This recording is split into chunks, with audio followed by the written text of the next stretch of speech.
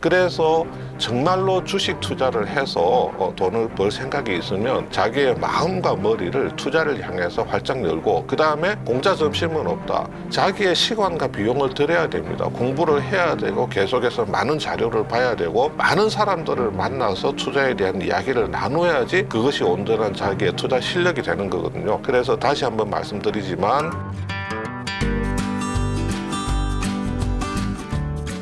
안녕하십니까?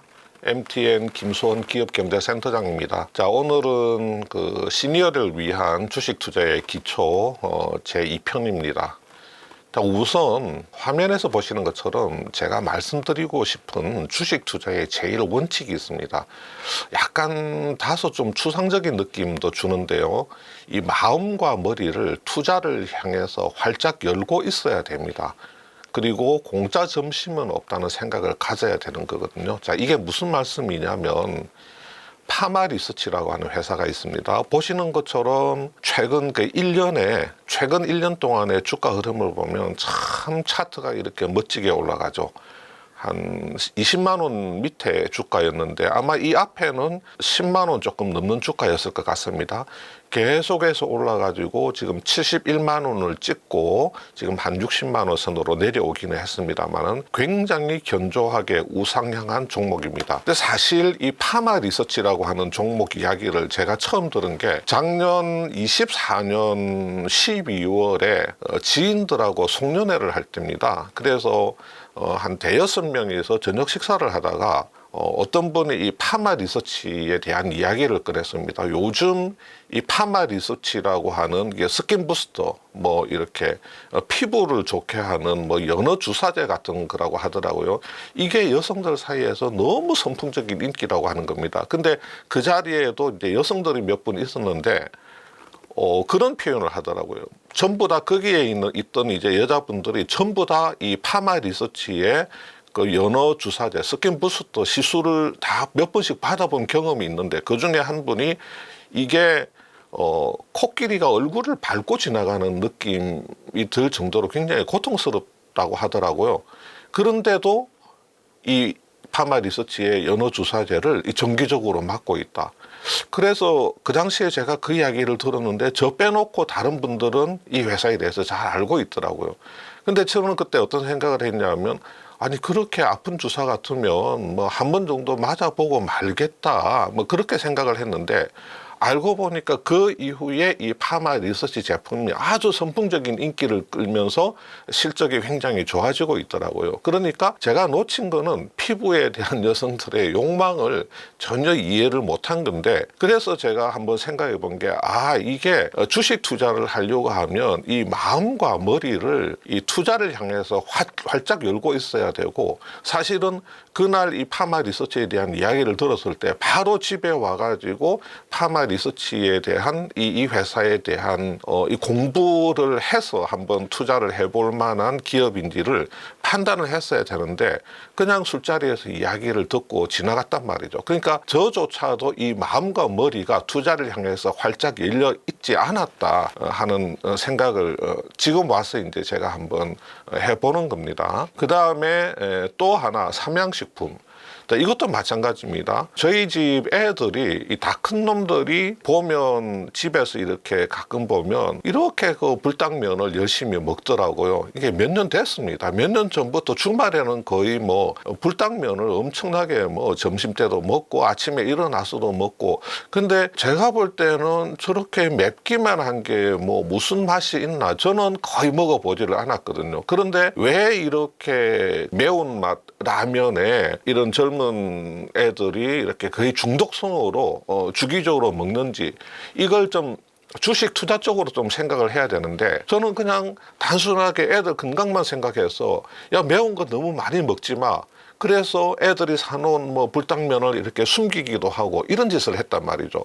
근데 제가 정말로 투자자의 마인드가 있었으면 좀 시장 조사도 해보고 삼양식품에 대한 리서치를 통해서, 야, 이게 불당면이 국내뿐만 아니라 해외에서도 굉장히 선풍적인 인기를 끌 수 있는 제품이구나 하면서 투자 쪽으로 연결시켜야 되는데, 저의 마음과 머리가 투자 쪽에 완전히 열려져 있지 않았기 때문에 좋은 투자 기회를 놓치고 말았다, 그런 생각이 들더라고요. 그래서 정말로 주식 투자를 해서 돈을 벌 생각이 있으면 자기의 마음과 머리를 투자를 향해서 활짝 열고, 그 다음에 공짜 점심은 없다. 자기의 시간과 비용을 들여야 됩니다. 공부를 해야 되고 계속해서 많은 자료를 봐야 되고 많은 사람들을 만나서 투자에 대한 이야기를 나눠야지 그것이 온전한 자기의 투자 실력이 되는 거거든요. 그래서 다시 한번 말씀드리지만 마음과 머리를 투자를 향해서 활짝 열어라. 그리고 공짜 점심은 없다. 이런 생각을 가져야 된다라고 말씀을 드리겠습니다. 자, 우리가 재무제표를 보고 유망 종목을 찾아낸다? 사실은 이건 굉장히 힘든 일인 것 같습니다. 왜냐하면 이 공시되는 재무제표는 이렇게 후행적이거든요. 다 실적 결산이 다 끝나고 나서 어느 정도 시간이 지난 다음에 그 다트에 공시를 하기 때문에 후행적입니다. 근데 그 회사가 정말 실적이 좋다, 재무제표가 좋다 그러면 이것은 어느 정도 시장에 알려질 수밖에 없습니다. 회사가 공시를 하기 전에. 그래서 빠른 사람들은 이미 이 회사의 실적에 대해서 감을 잡거나 이 회사가 어느 정도의 재무제표를 내놓을지 미리 선지적으로 알고 있는 사람들이 많거든요. 그래서 후행적인 재무제표를 보고 투자 유망한 종목을 찾아낸다. 이것은 굉장히 힘든 일인 것 같고요. 다만 이 재무제표의 유용성이 있습니다. 내가 투자를 하려고 할 때 옥석을 가려내는 수단이 될 수가 있습니다. 재무제표 모르면 주식 투자 절대로 하지 말라고 하는 이 회계책이 있습니다. 자, 사경인 회계사가 쓴 책인데요. 사회계사도 실제로 투자를 많이 하는 그런 회계사로 알려져 있죠. 이 사경인 회계사가 쓴 이 책에도 비슷한 내용이 있습니다. 재무제표의 유용성은 옥석을 가려내는 수단으로는 굉장히 유용한데 이 재무제표만을 보고 유망 종목을 찾아내는 거는 그건 쉽지 않다. 뭐 이런 대목이 나옵니다. 그래서 저도 이제 공감하는 부분이고요. 그래서 1편에서 말씀드린 것처럼 네이버 증권면 과 같은 것을 좀 활용을 해서 여기 들어가 보면 기업의 과거, 현재 그리고 미래의 예상되는 재무 상태나 투자 지표 같은 게 표와 그림으로 아주 잘 나타나 있습니다. 또 더 나아가서 어떤 회사의 사업에 대한 전망을 조금 더 구체적으로 알고 싶다 그러면 정보사 리포트를 활용하는 방법도 있습니다. 애널리스트가 제시하는 목표 주가와 추정 실적을 참고를 하는 건데 사실은 애널리스트도 신이 아니기 때문에 많이 틀립니다. 그래서 어닝 서프라이즈가 나기도 하고 어닝 쇼크가 나기도 하죠. 시장에서 예상하지 못하게 실적이 엄청나게 좋다든지 시장 예상보다도 굉장히 처참한 실적이 나타나기도 합니다. 이런 부분들도 잘 알고 있어야 될 것 같고요. 그 다음에 리포트 분석이 많은 종목이라면 시장의 관심 종목이겠죠. 당연히 애널리스트들의 분석 리포트가 많이 나오는 종목은 시장에서 누구나 관심을 가지는 종목인데 이런 종목들 같은 경우는 지나치게 초단기 투자를 하는 것은 금물이다. 그 다음에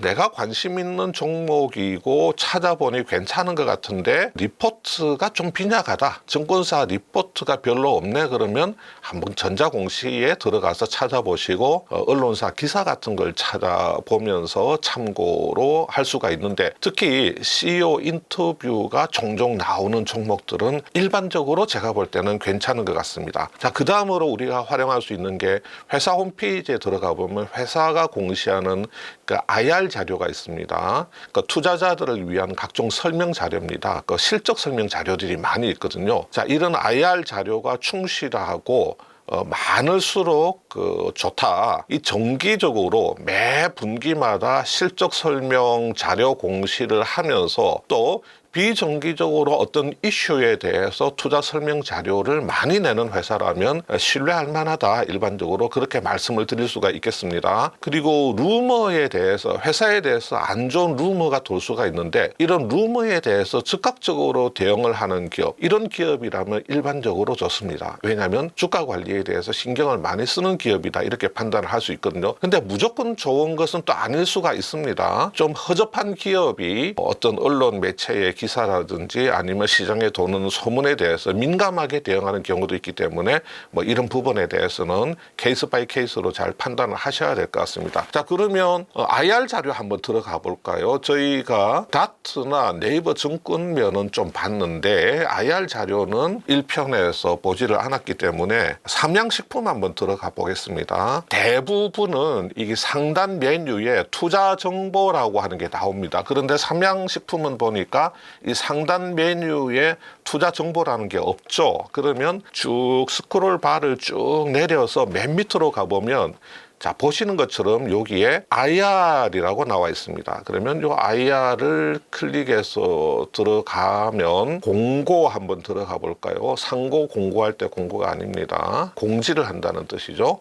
이렇게 공고하고 이렇게 들어가 보면 이 삼양식품이 보니까 25년도 들어서도 많은 그 자료들을 IR 관련 자료들을 올렸습니다. 요거는 이제 2분기 실적 설명 자료입니다. 그 다음에 뭐 합병 공고도 있었고요. 요거는 1분기 실적 자료네요. 그리고 밑에 가보니까 기업 가치 재고 계획도 발표를 했습니다. 관련 자료입니다. 자, 삼양식품은 기업 가치 재고 계획도 발표하고 매 분기마다 IR 자료를 내고 있다는 걸 알 수가 있죠. 2분기 삼양식품 IR 자료에 이렇게 들어가서 첨부 파일을 다운로드를 받아보겠습니다. 삼양식품 인베스터 릴레이션스 이렇게 되어 있습니다. 2분기 실적 25년 8월에 자료를 냈는데요. 쭉 한번 내려가 보겠습니다. 회사의 사업 현황, 자, 매출액, 또 영업이익, 당기순이익, 자, 2분기 실적에 대한 설명들이 나와 있습니다. 이렇게. 자, 해외 법인별 실적 설명도 나와 있습니다. 좋은 정보들이 많이 있네요. 자, 그 다음에 쭉 실적에 대한 설명들이 있고요. 이거 한번 볼까요? 한국 라면 수출 동향 및 삼양식품 사업 현황. 자, 보시면 24년도에 한국 라면이 해외로 1조 7천억 원이 수출되었는데 그 중에서 1조가 삼양식품 라면입니다. 그러니까 한국의 라면 수출은 삼양식품이 이끌고 있다라는 걸 알 수가 있죠. 어떤 라면이겠습니까? 당연히 불닭면이겠죠, 그죠? 삼양식품은 수출을 굉장히 많이 하는 회사라는 걸 알 수가 있고 25년 상반기에는 라면 수출이 1조가 되었는데 그 중에서 7천억이 삼양식품 라면입니다. 야, 삼양식품 참 대단한 회사다 라는 것을 알 수가 있습니다. 그 다음에 회사의 배당 정책 한번 볼까요?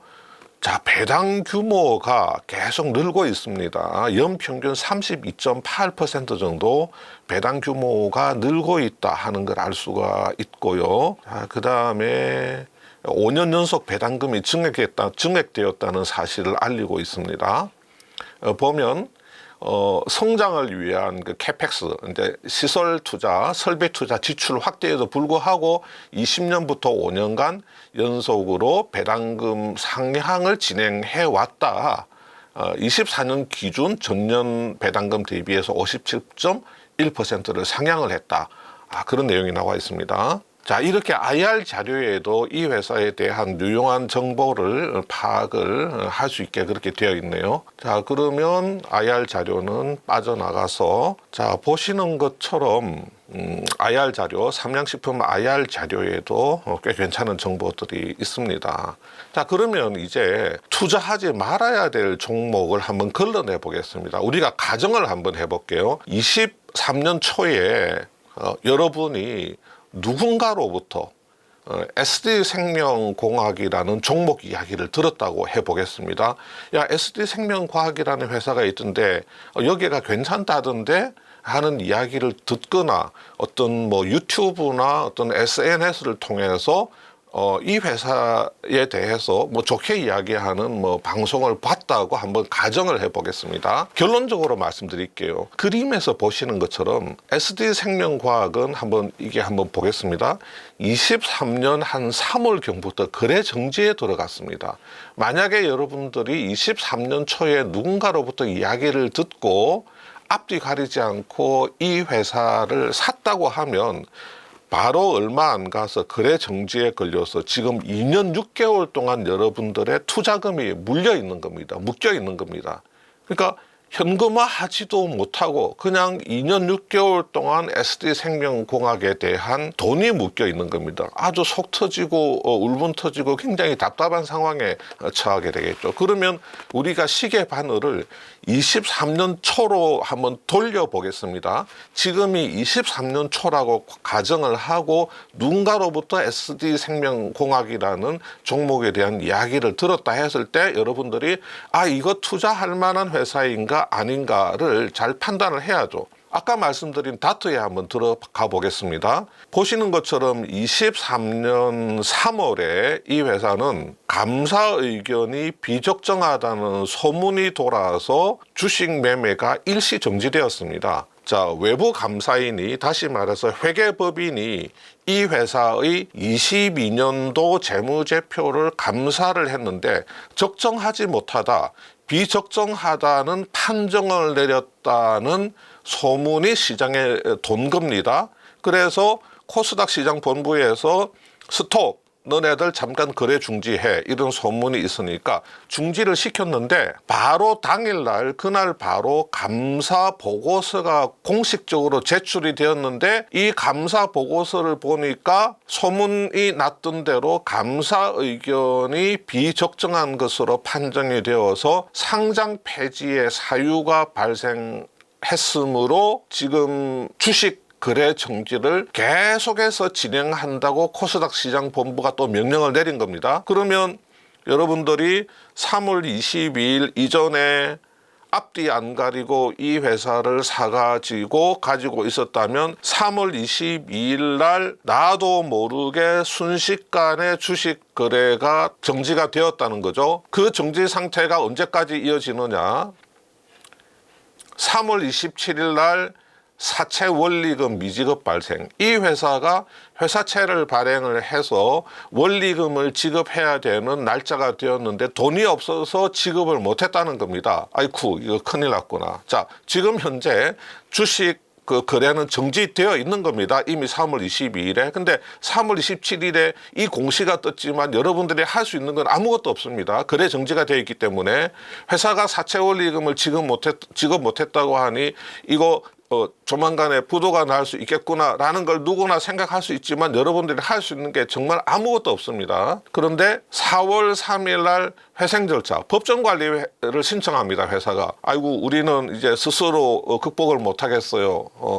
우리 회사 부채를 스스로 갚지 못하겠어요. 법원한테 가서 살려주세요. 회생시켜주세요. 하고 신청을 하면서 주식 매매 거래 정지 기간이 또 계속해서 연장되어 간다는 겁니다. 그게 2년 6개월 동안 이어진 겁니다. 그러니까 끔찍하잖아요. 뭐 우리가 돈 10만 원, 20만 원 투자했으면 그래도 고기 사 먹은 셈 치고 말겠지만, 예를 들어서 적지 않은 투자를 했다 그러면 이게 돈을 찾지도 못하고 2년 6개월 동안 그 돈이 그대로 묶여 있는다고 생각하면 얼마나 답답하겠습니까? 그런데 이 회사는 23년 3월 이전의 공시를 봐도 굉장히 문제가 많은 회사였다는 것을 알 수가 있습니다. 자, 그런데 이 회사를 우리가 23년 초에 누군가로부터 이야기를 들었다고 하면 22년도에 사업 보고서를 보고 한번 판단을 해볼 수 있는 거거든요. 한번 가보겠습니다. SD생명공학 해서 정기공시 해서 이렇게 검색을 눌러서 기간을 5년 정도로 해볼까요? 22년 12월 기준에, 자, 22년도 회사의 사업 보고서입니다. 22년도 회사의 사업 보고서를 보면 뭐 하는 회사일까? 화장품 회사네요. 마스크팩, 기초 및 색조 화장품 만드는데 이 회사도 건강식품을 좀 한다는 겁니다. 이 회사의 재무로 한번 들어가 보겠습니다. 그냥, 자, 맨 오른쪽이 20년도, 그 다음에 21년도, 22년도. 자, 재무제표는 맨 앞에가 가장 최근 연도거든요. 맨 오른쪽이 가장 먼 겁니다. 이 3년 동안이니까 20년도, 21년도, 22년도 이렇게 나와 있는데 한번 볼게요. 자, 여기 자본에서 이익잉여금, 결손금 요걸 한번 보겠습니다. 20년도만 해도 이 회사는 한 331억 원 정도 이렇게 이익잉여금이 이렇게 누적되어 있는 회사였는데 21년도 가서 요 과로를 쳐놓은 거, 과로는 결손금이라 했잖아요. 이게 결손금으로 이렇게 바뀌게 됩니다. 그러니까 누적되었던 이익잉여금을 다 까먹고 105억 원의 결손금으로 전환됐다는 거죠. 그만큼 회사가 큰 적자를 냈다는 뜻이거든요. 결손금이 더 커집니다. 22년도 가면 609억 원의 결손금으로 커지는 겁니다. 아, 이거 굉장히 안 좋죠. 누적 이익 잉여금이 있던 회사가 누적 결손금으로 바뀌었는데 누적 결손금이 굉장히 커져가는 겁니다. 자, 손익계산서 한번 볼까요? 매출이 1,400억, 1,200억, 900억으로 줄고 있습니다. 자, 회사가 기본적으로 매출이 주는 거는 거의 최악입니다. 매출이 준다는 거는 굉장히 안 좋은 신호인데 영업이익이 보면 영업이익이 어차피 지금 적자, 괄호로 쳐놓은 거 영업적자라는 거죠. 영업적자, 영업적자, 영업적자, 영업적자가 계속 커집니다. 37억, 340억, 370억 이렇게 영업적자가 계속 커지고 있죠. 계속 적자가 커지니까 그전에는 좀 벌어가지고 이익을 내가지고 이익잉여금이 쌓여 있었는데 갑자기 확 적자가 커지면서 누적 결손금으로 전환되고 그 누적 결손금이 또 확 또 증가하고 있는 그런 회사입니다. 굉장히 안 좋은 상황에 있다 하는 걸 우리가 알 수가 있죠. 자, 그러면 여러분들이 그 당시에 이 재무제표를 보고 이 회사에 쉽게 투자를 하기는 어려웠을 겁니다. 자, 그래서 반드시 투자를 하기 전에는 한 번이라도 다트에 들어가서 그 회사를 살펴봐야 된다는 겁니다. 이런 재무제표를 보고 투자를 할 투자자들은 없겠죠. 근데 앞뒤 안 가리고 친구 말, 지인의 말만 듣고 야, 그 회사 괜찮다던데 하는 이야기만 듣고 투자를 하면 큰 낭패를 볼 수가 있고요. 그래서 우리가 전반적으로 이 회사의 그 공시, 어떤 공시들이 나와 있는지, 그리고 회사 공시를 재무제표에 들어가서 이 회사의 재무적인 상황을 봐도 이 회사는 투자할 만한 종목이 못 된다 하는 걸 짐작을 할 수가 있죠.